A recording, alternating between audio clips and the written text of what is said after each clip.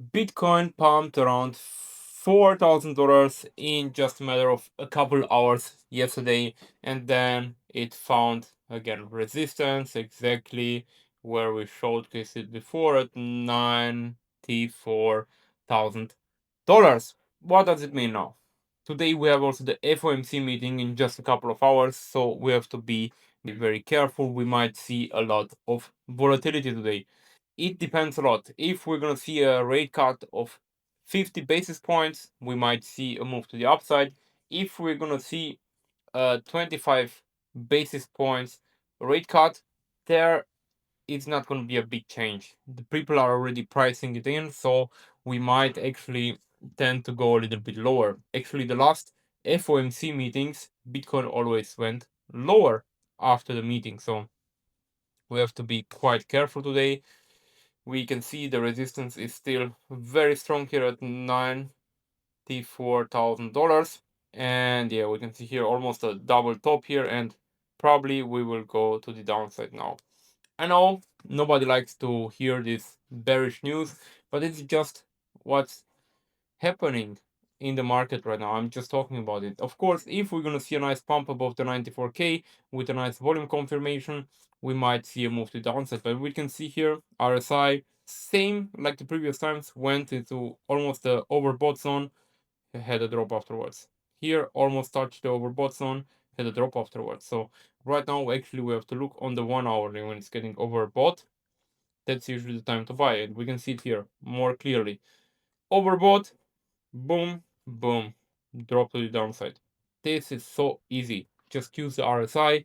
If the market is overbought, don't buy. Don't chase any pumps. Wait for a retracement. It's usually always coming. It's as simple as that. Don't chase any pumps. Always be laid back and let the market come to your buying price. I set my buying price right now. It's quite low, I have to say. When I'm gonna start buying more Bitcoin, and when I'm looking to open a new swing trade for the long time, we have to go on the weekly chart. And the first moment I would like to open it, it would be somewhere around here, the $74,000 area. And I think we might even go a little bit lower, guys. We can even go here down to the $50,000 area. So somewhere around its zone, I would like to open a swing position. And in case we go lower, I will add more to my position. But right now, market is still up a lot. Like, let's quickly showcase it here to you. From the bear market bottom, we are still up around 425%. And now the market just needs to cool down, and afterwards, I will start accumulating more. I'm still super bullish on Bitcoin. I think Bitcoin will be millions and millions of dollars per coin. So it doesn't mean I'm not a Bitcoin bull anymore.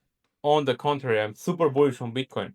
I'm very bearish on altcoins. So we can see here the performance from altcoins is very poorly. We can see here, let's go to Solana, and Solana is one of the altcoins that I actually like.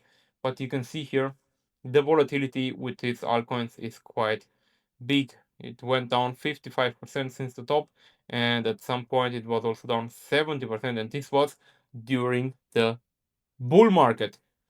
If we go here and check it out during the previous bear market, it went from 265 down to $10, 95% drop for Solana. And most of the altcoins unfortunately look like this. We can look also here. Sui is also one of my favorite altcoins out there, but we can see here they are very volatile and dangerous. Sui is down around 70% since the big top at $5.36, and it went even down 88% at some point.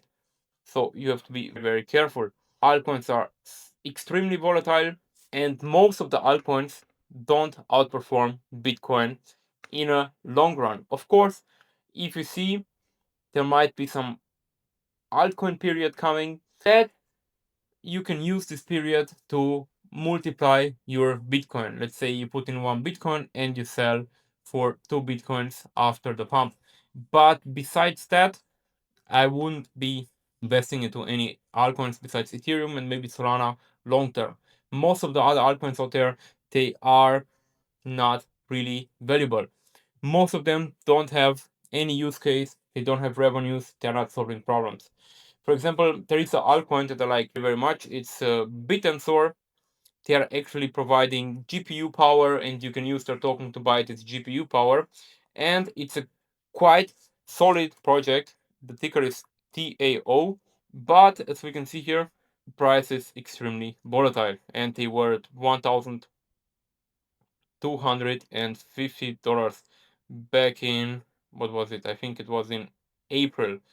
Since then, also quite a huge drop.